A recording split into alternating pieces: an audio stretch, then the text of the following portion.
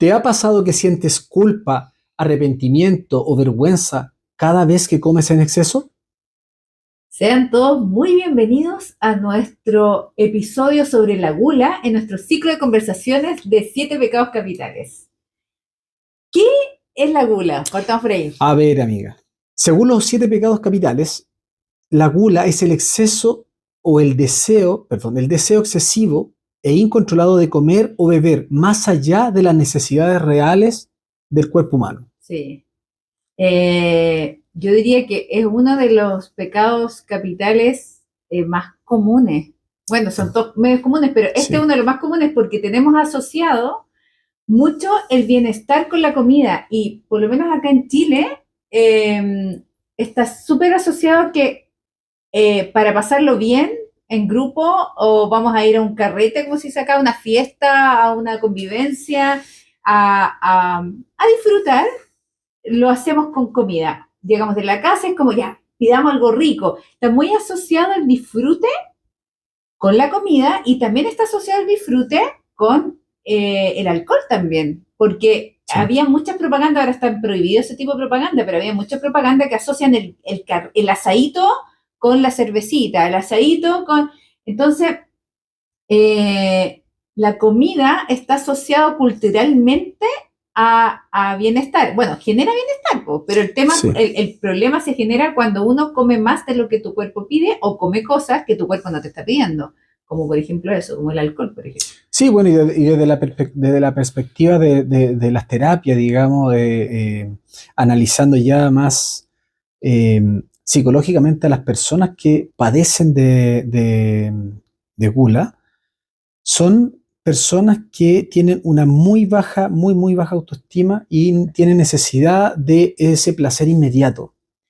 Claro, es que te genera bienestar la comida, pues te genera en el fondo como hormonas del Ujú. placer en el fondo estás llenando un vacío, de alguna manera, con la comida.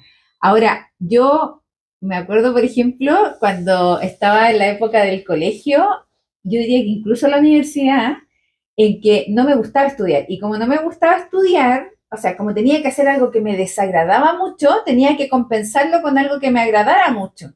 Entonces yo me hacía una olla de cabellos de ángel, no sé cómo se llamará en otros países, de Unos fideos pequeñitos. fideos pequeñitos. Entonces, ¿qué pasa? Que como a veces hace uno algo que le desagrada mucho, lo trata de compensar con la comida. Entonces, tenía que estudiar algo que me cargaba, que odiaba.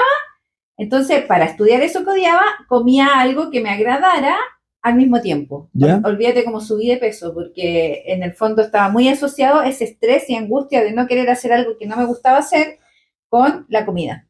Ujú. Y efectivamente, pues uno empieza a llenar un vacío o que tienes un exceso de ansiedad, que quieres calmarte con la comida, o tienes un vacío de, no sé, por ejemplo, incluso con pérdidas amorosas, en que tú terminas una relación y también te pones a comer en exceso.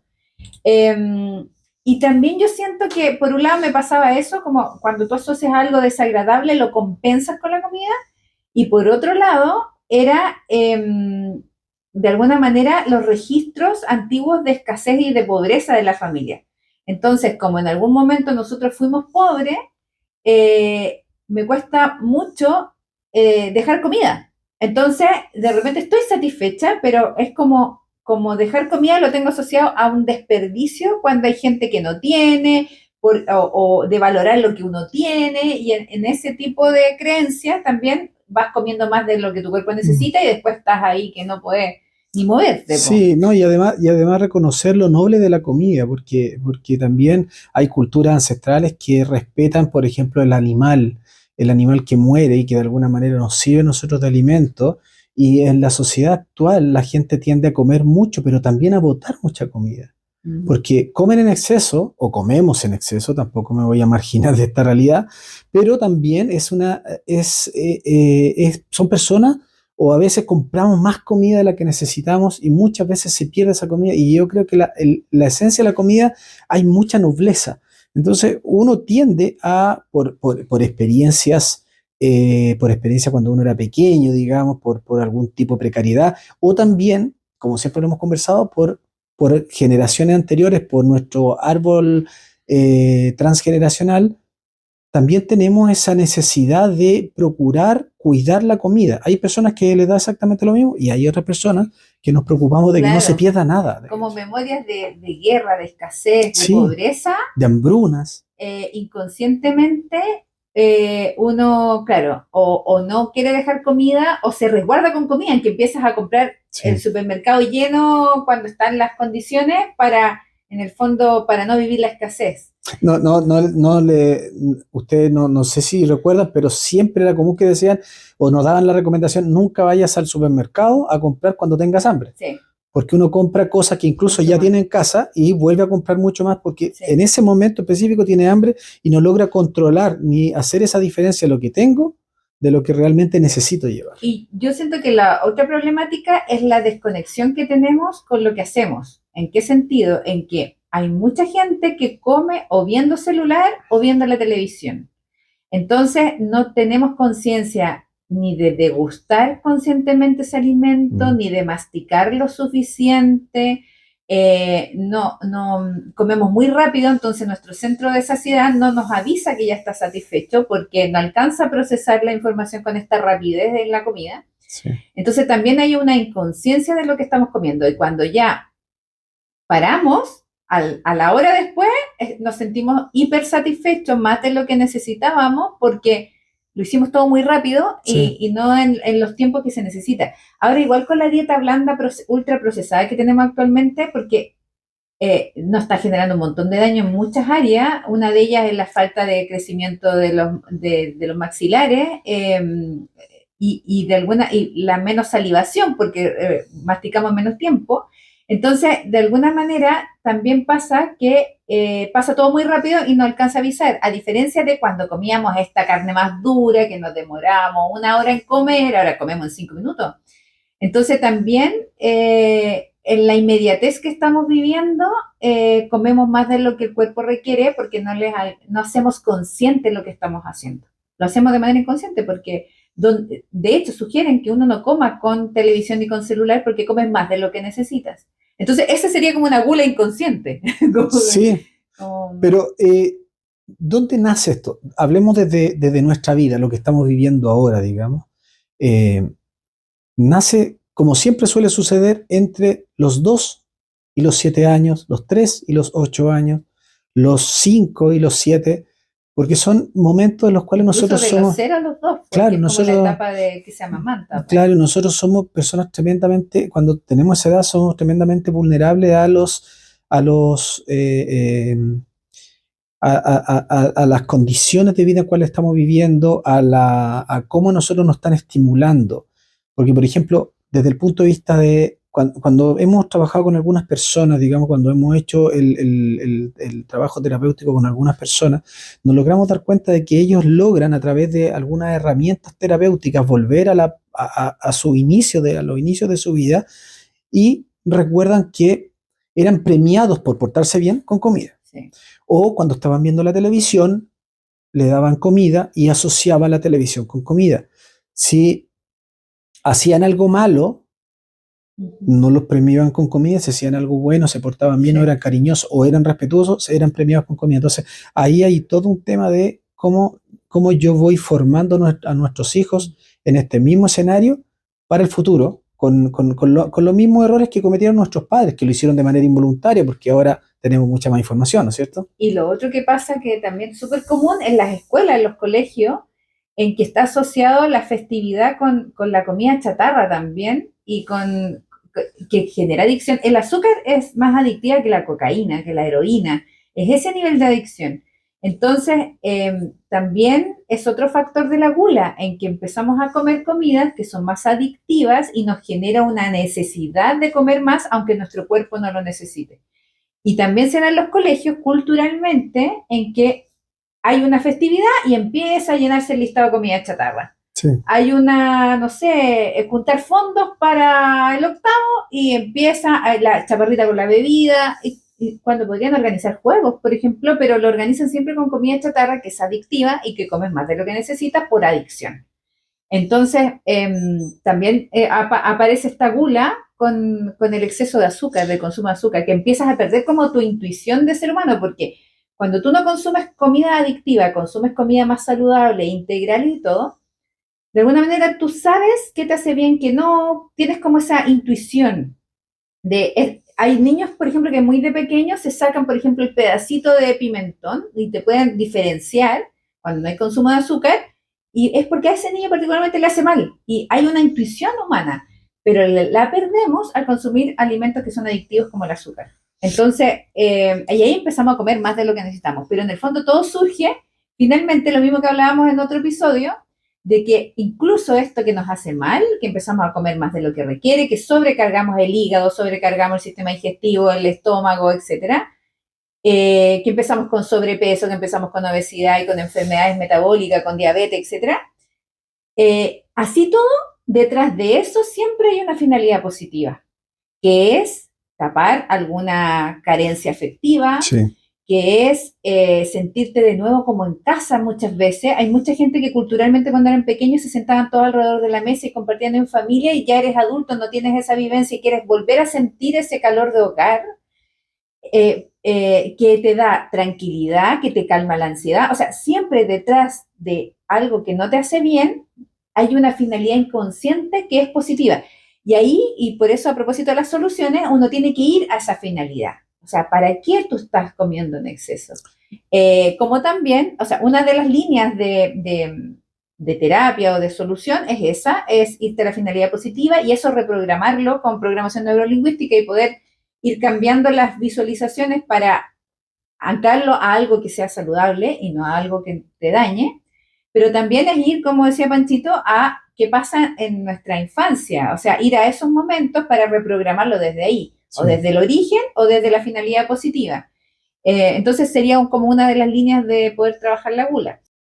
Bueno, y como decía Ale, lo complejo de toda de todo, digamos, estas compulsiones, esta falta de control en distintas áreas de la vida, no solamente nos afecta a nivel interno, digamos, a nivel psicológico, con nuestra autopercepción, sino que además nos afecta con distintas áreas de nuestra vida. El trabajo, las relaciones con los amigos, pero un tema súper delicado es las relaciones de pareja, las personas con las que tú tienes una relación mucho más cercana. Me acuerdo que hace algunos años atrás atendimos a una chica que tenía entre 30 y 35 años y ella tenía un problema porque no lograba controlar el tema de la comida. Ella se daba atracones de comida y después le venía todo este tema de la pena, la angustia, el arrepentimiento, pero lamentablemente a medida de que subía de peso, cada vez que ella iba subiendo de peso, percibía que iba subiendo de peso, se ponía más celosa, llevaba al extremo el tema del celo con su pareja. Entonces eso le estaba generando un tremendo desbalance interno en su relación,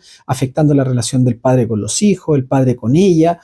Y era un tema muy, muy complejo de abordar porque ella seguía comiendo, seguía subiendo de peso y se ponía cada vez, llevaba la celopatía al extremo. Pero en algún momento intentó inscribirse a un gimnasio, ir a un gimnasio, pero en su fuero interno ella se planteaba, bueno, si mi esposo me quiere, mi pareja me quiere, me tiene que querer como yo soy. Entonces se formaba un círculo vicioso y empezamos a hacer un trabajo bastante interesante con ella, donde aplicamos diferentes técnicas para trabajar de la PNL, aplicamos hipnosis también, trabajamos con un tema de constelaciones familiares, trabajamos, me acuerdo que, ¿te acuerdas que en algún momento te pedimos ayuda con el tema de las constelaciones familiares? Perdón, de la biodescodificación con ella. Entonces, bueno, lo importante fue de que logramos hacer a través de un trabajo bien interesante con ella desde el punto de vista de las terapias de ayuda, que ella empezara a sanar, pero desde la perspectiva de que ella comía mucho porque le habían enseñado en su casa a comer demasiado, que todo se solucionaba con comida. Ella lo siguió manteniendo en su vida y cuando empezaron a haber diferentes niveles de estrés, ya como esposa o como pareja, con hijos, se empezó a incrementar este tema de la comida y empezó todo lo que ya les comenté anteriormente. Entonces logramos hacer este trabajo y ella comenzó a abordar un estilo de vida mucho más sana, comenzó a comer más sano y además empezó a implementar esto en toda su familia, lo cual fue bien beneficioso, digamos, porque mejoró la calidad de vida de todos, mejoró la relación entre todos, empezaron a hacer más deporte, salían a andar en bicicleta Y fue algo bien interesante lo que se logró hacer con esta persona, pero en ese sentido, desde esa perspectiva, uno logra entender que las personas no es que lo quieran hacer, simplemente no logran controlar su relación con los alimentos. Me acordé de otro caso que de esta pareja que el varón, o sea, que ambos se conocieron y sociabilizaban con un vino. ¿Te acuerdas de esa historia? Entonces, ¿Ya? que sociabilizaban con un vino y cuando en este caso el varón decidió no tomar más y tener un estilo más saludable, empezó a tener conflictos con su pareja porque era un punto de unión en que se tomaban el vinito para conversar, Sí. que salían a tomarse algo y fue un momento de crisis de la relación porque les costó como a la pareja adaptarse de que ya no se podían encontrar desde ese lugar, que finalmente son creencias que uno va formando que se pueden reprogramar, porque uno puede relacionarse de otras formas igual y tener una excelente relación desde otro lado. Entonces, de alguna manera, la comida siempre está asociado a eso, pues, al vínculo, al disfrute. A las relaciones. Y también me acuerdo de otra historia de una compañera que en la grupo de apoderados, que es típico que tienen como un WhatsApp común, plantea que ¿por qué no hacen comidas más saludables? Porque por esto de que es adictivo, de que genera caries, genera obesidad y con los niveles de obesidad que tenemos acá en Chile y sobrepeso, igual era válida la propuesta y los apoderados le hicieron bullying, o sea, se tuvo que salir del grupo de los apoderados porque le dijeron que era una amargada, que cómo se le ocurría, que los niños disfrutaban. Entonces, hay una cosa cultural muy fuerte asociada a la comida que no nos hace bien también, a la que es adictiva, a la que comemos en exceso. Está muy asociado a eso, al disfrute. También nos pasó también hace poco de otro caso en que una alumna plantea, ya no el apoderado, sino que la alumna plantea esto de que tiene que ser saludable y también le hicieron bullying los compañeros ahora. En eso fue el apoderado, ahora fueron los compañeros, la llenaron de garabato, porque cómo se le ocurría. Entonces hay una resistencia también a los cambios de creencias, porque están muy arraigados en la población el disfrute con la comida chatarra, en que vamos a pasarlo bien si comemos algo que nos hace mal, de alguna manera. Y es justamente esa la adictiva y que comemos en exceso y que finalmente después de comer en exceso nos sentimos culpables. Lo mismo pasa cuando uno no tiene tanta hambre y come algo que no es saludable y después en la noche estás ahí sufriendo porque no estás durmiendo bien, porque no hiciste como el ayuno de noche y tienes todo pesado. Y ahí uno se arrepiente. Entonces, finalmente la gula, uno come en exceso más de lo que el cuerpo necesita, pero además viene asociado a la culpa, al arrepentimiento. Entonces, por eso, de alguna manera, siempre decimos que la culpa no nos trae mayores beneficios, ¿cierto? Nos adelanta a algo que puede ocurrir y que uno quiere evitar, pero cuando ya ocurre, la culpa no nos proporciona mayor bienestar, sino que es la responsabilidad, es cómo nos hacemos cargo ahora de lo que estamos identificando que no nos hace bien. Y para eso vamos a trabajar en el siguiente episodio con Una ¿cierto? La, hipnosis. la hipnosis para poder ir trabajando el tema de cómo también evitar como este tipo de compulsiones, así como hablamos en su Sí. momento de la lujuria, también es otro tipo de compulsión, de comer sin control. La lujuria, la ira, también el control de la ira y la gula, que es el exceso de comida. A mí me gustaría terminar mi parte en este tema planteando de que hay soluciones que parecen muy rápidas y muy simples, pero no lo son. Conozco y me ha llegado publicidad en las redes sociales de personas que solamente quieren implementar esto a través de hipnosis o a través de una sola herramienta. Esto hay que buscar herramientas terapéuticas que puedan ayudar a la persona desde la raíz del problema. Como decía muy bien Alejandra hace un rato atrás, todo lo que uno hace tiene una intención positiva. Si yo solamente tomo a alguien que tiene gula o tiene exceso de compulsión por el alimento y lo único que hace es comer y darse estos atracones y lo elimino, entonces ya solamente va a comer comida sana, va a comer verdura, va a comer comida, solo va a tolerar comer comida que está al vapor.